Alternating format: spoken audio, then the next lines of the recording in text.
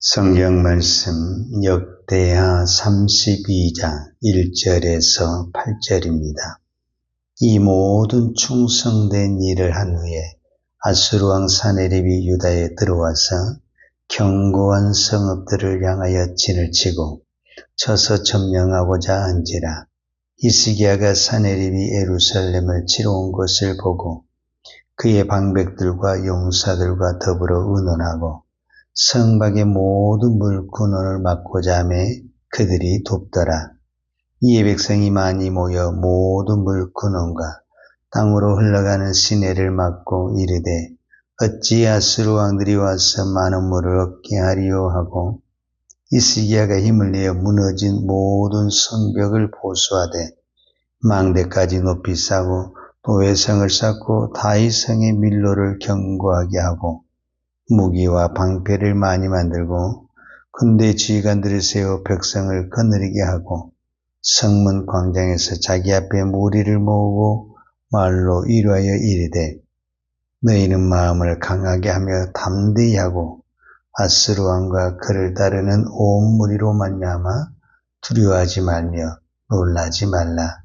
우리와 함께 하시는 이가 그와 함께 하시는 자보다 크니 그와 함께하는 자는 육신의 발이요 우리와 함께 하시는 이는 우리의 하나님 여호와시라. 반드시 우리를 도우시고 우리를 대신하여 싸우시리라 하며 백성이 유다 왕 히스기야의 말로 말미암아 안심하니라. 아멘. 역대기 역사를 보고 있는데 우리가 지금 32장을 보았잖아요. 29장, 30장, 31장, 32장 이 4장에 걸쳐서 누구의 이야기를 하고 있냐면은 히스기야 왕에 대해서 이야기를 합니다. 히스기야 왕이 열왕기상에도 나오고 그 다음에 이사야 선지자 그 서에도 나옵니다. 왜냐하면 히스기야 왕이 있을 때 그때의 선지자가 이사야 선지자입니다. 그럼 히스기야 하면 딱 떠오르는 것이 우리는 두 가지가 있거든요.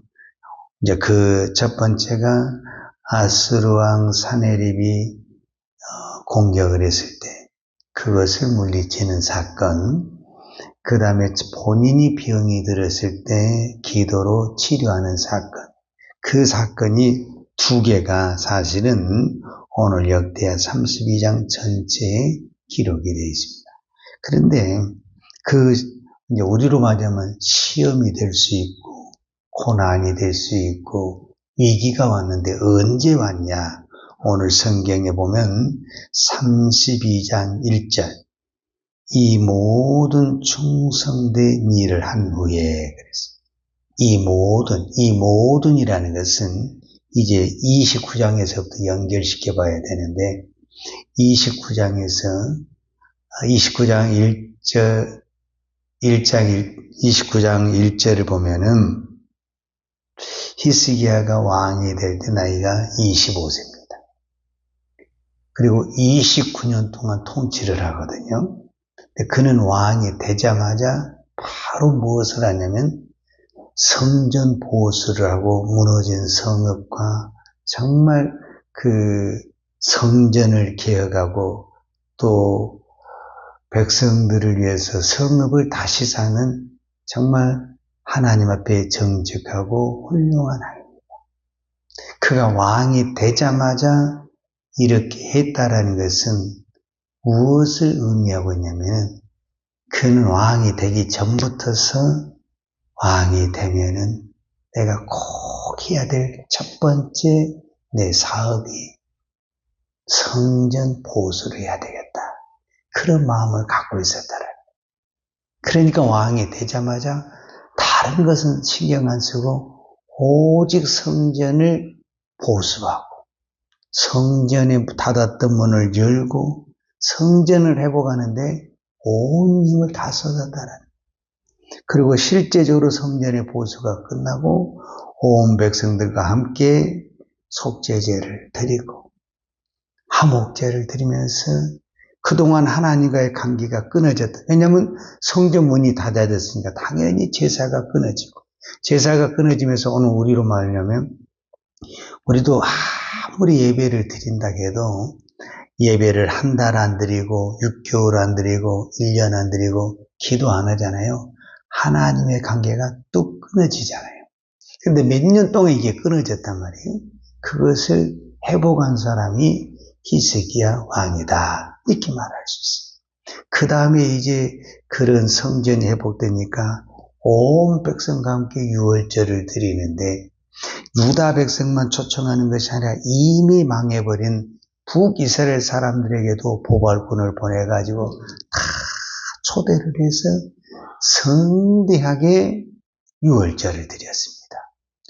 백성들이 그 유월절에 임한 하나님의 은혜와 감동을 받아가지고 자기들 스스로가 아세라상, 주상, 복상, 산당을 다 없애는 이제 전체적인 온 백성의 어떤 신앙의 개혁이라든지 신앙의 회복의 운동이 일어났다. 이렇게 말을 할 수 있죠.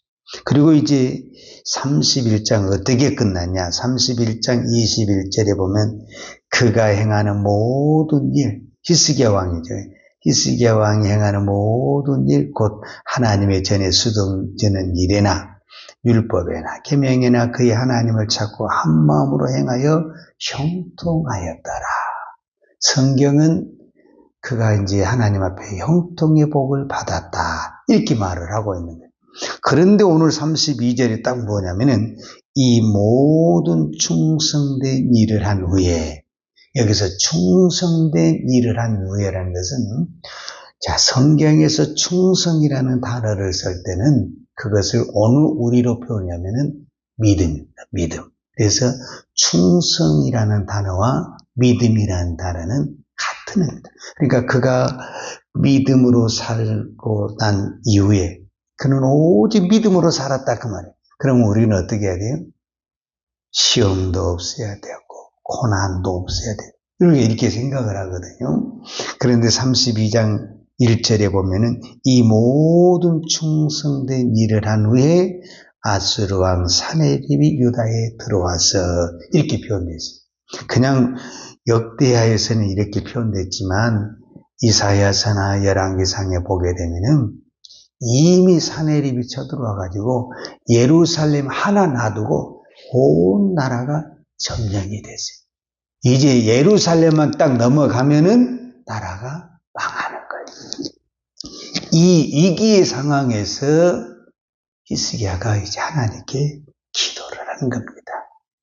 그때 당시 이사야 선지자에게 부탁을 하고 온 백성에게 기도를 하라면서 기도를 하는 겁니다. 그런데 그렇게 기도를 하고 그러는데 이사야 선지자가 분명히 그 히스기야 왕에게 전달을 합니다. 그 전달한 내용이 무슨 내용이냐면은 이사야 선지자가 딱 찍어서 하나님의 말씀을 전합니다. 두려워하지 말라. 그래서 이사야 선지자 보면 의외로 놀라지 말라, 두려워하지 말라, 하나님을 믿어라. 이런 단어가 많이 나오거든요. 그때 이사야 선지자가 히스기야 왕과 백성들에게 놀라지 말라, 두려워하지 말라. 지금 너희들이 보고 있는 저 아수르 왕 사네립과 모든 군사는 절대 이기지 못하고 그 사네립은 자기 고국에 돌아가서 거기서 죽을 것이다. 이렇게 이사야 선지자가 예언을 하는 거예요. 그 말을 듣고 이제 온 백성이 기도했는데 그 말대로 하루 저녁에 여호와의 사자가 내려와서 아수르 군사 18만 5천 명은 다 시체가 되고 그 시체를 본 아수르 왕 사네립은 도망을 가죠. 자기 고국에 도망가서 자기가 섬기는 신전 앞에 가서 신전에서 제사를 드릴 때 자기 아들들이 반역을 일으켜가지고 사내립을 죽입니다. 이런 비극으로 끝나요. 그래서 우리는 정말 하나님을 믿는데 우리가 어떤 그 조심을 해야 되냐면 내가 믿음으로 살았으니까 반드시 하나님이 복을 주시고 시험이 없을 것이다. 그런 생각을 하면 안 됩니다. 물론 믿음으로 살면 하나님이 복을 주십니다. 그러나 시험이라는 것과 고난이라는 것과 전쟁이라는 것과 질병은 믿음과 상관없이 찾아올 수 있다. 여러분, 기도하는 사람 병 안 걸립니까? 예수 믿는 사람은 시험이 없습니까? 그렇지 않잖아요. 그러니까 오늘 히스기야 왕도 어떤 부분에서는 이렇게 선한 왕이 없다니까요. 그럼에도 불구하고 아수르 왕이 쳐들어와가지고 나라가 지금 망하는 그 직전까지 왔어요. 그러나가 중요해요. 그러나 하나님을 믿는 사람은 반드시 이긴다. 이게 중요한 겁니다. 고난이 누구나 온다. 그러나 믿음이 없는 사람은 어떻게 됩니까? 그 고난에 진다. 그러나 믿음이 있는 사람은 어떻게 된다? 이긴다. 이걸 이제 좀 더 구체적으로 설명을 하자면, 이 사네립 왕이, 아수르 왕 사네립 왕이 유다를 점령하기 전에 북이스라엘을 먼저 정복을 했어요. 북이스라엘 이미 망했어요. 근데 사네립 왕의 입장에서 봤을 때는 북이스라엘도 하나님을 섬기는 사람, 그러죠? 남유다도 하나님을 섬기는 사람, 이 같은 동급으로 보는 거예요. 그러니까 내가 저 북이스라엘이 훨씬 더 인구도 많고 땅덩어리도 넓은데 그들도 하나님 섬긴다고 했는데 내가 그들도 이겼는데 이 조그만 땅들이 아무것도 아니라고 생각을 하고 큰 소리를 팍팍 친 거예요. 그러다가 하나님이 이 남유다의 히스기야의 기도를 듣고 그렇게 큰 소리 치던 아수르 왕 사네립이 하루아침에 망하게 되는 거예요. 그러니까 우리가 똑같이 겉으로 보기에는 하나님을 믿는 것 같지만 하나님을 진실하게 믿는 것하고 그냥 하나님을 우상식으로 믿는 것은 결과가 다르다라는 거예요. 그러니까 북이스라엘도 우상을 섬기면서도 여전히 하나님을 섬겼어요. 그들도 하나님을 섬겼어요. 그러나 그들의 믿음은 우상된 섬김이었기 때문에 하나님이 도와주질 않는 거예요. 그래서 나라가 망한 거고, 이거를 모르는 아수르는 야, 북이스라엘도 하나님 섬기고 다 그런데 내가 이겼다는 거야. 그래서 남유다도 당연히 이길 줄 알았는데 거기에서 졌다라는 거야. 그 이후에, 이 사건 이후에 히스기야 왕은 또 죽을 병이 들어요. 그래서 또 히스기야 왕은 정말 또 하나님께 기도합니다. 그리고 또 하나님 은혜로 우리가 잘 아는 대로 생명의 병도 치료받고 생명의 연장을 받습니다. 이 사건이 이후로 이제 아수르란 나라는 무너지기 시작하고 이제 바벨론이라는 나라가 뜨기 시작하는데 이 바벨론에서 신하들이 온 거예요. 바벨론의 입장에서는 깜짝 놀라는 거예요. 왜냐하면은 그 아수르가 지금 아주 강력한 군대인데 그 아수르가 주변 나라를 다 무너뜨리고 북이스라엘도 이건데 그렇게 작은 나라에서 아수르가 졌다라는 거야.